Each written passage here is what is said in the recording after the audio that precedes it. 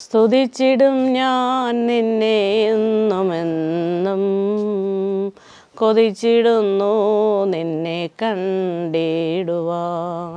സ്തുതിച്ചിടും ഞാൻ നിന്നെ എന്നുമെന്നും, കൊതിച്ചിടുന്നു നിന്നെ കണ്ടിടുവാൻ. പതിച്ചിടണേ നിൻ കൺകളെന്നിൽ, മതി മതിയായി ലോകവാസം, മതി മതിയായി ലോകവാസം. നിൻ പാദത്തിൽ ഞാൻ മുട്ടിയിടുവാനായി, നിൻപാശബ്ദം കേട്ടിടുവാൻ. നിൻ പാദത്തിൽ ഞാൻ മുട്ടിയിടുവാനായി, നിൻപാശബ്ദം കേട്ടിടുവാൻ.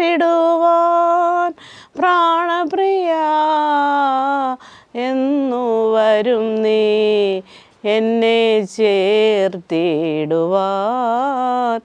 എന്നെ ചേർത്തിടുവാൻ. പ്രാണപ്രിയ എന്നു വരും നീ എന്നെ ചേർത്തിടുവാൻ, എന്നെ ചേർത്തിടുവാൻ.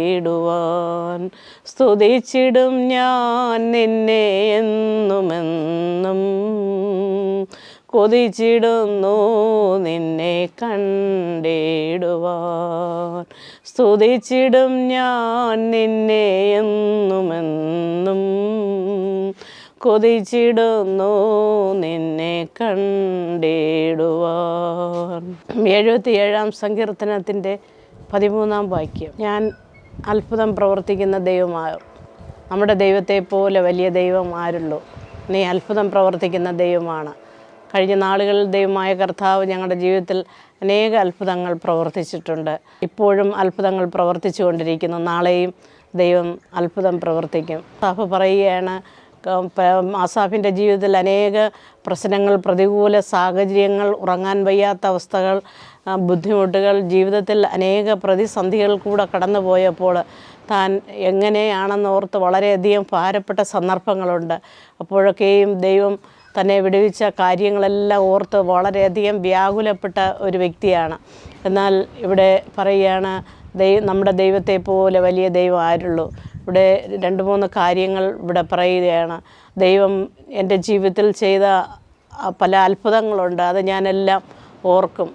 ദൈവം ചെയ്ത ക്രിയകളെക്കുറിച്ച് ഞാൻ ചിന്തിക്കും. ദൈവം ചെയ്ത പല കാര്യങ്ങളുണ്ട്, അത് ഞാൻ വർണ്ണിക്കും, മറ്റുള്ളവരോട് വർണ്ണിക്കും. ഈ ദൈവം എത്ര നല്ലവനാണ്, അവൻ വിശ്വസ്തനായ ദൈവമാണ്. ഹല്ലേലൂയ. അവൻ നമുക്ക് വേണ്ടി അത്ഭുതങ്ങളെ പ്രവർത്തിക്കുന്ന ദൈവമാണ്. ഈ ദൈവം എന്നേക്കും നമ്മുടെ ദൈവം.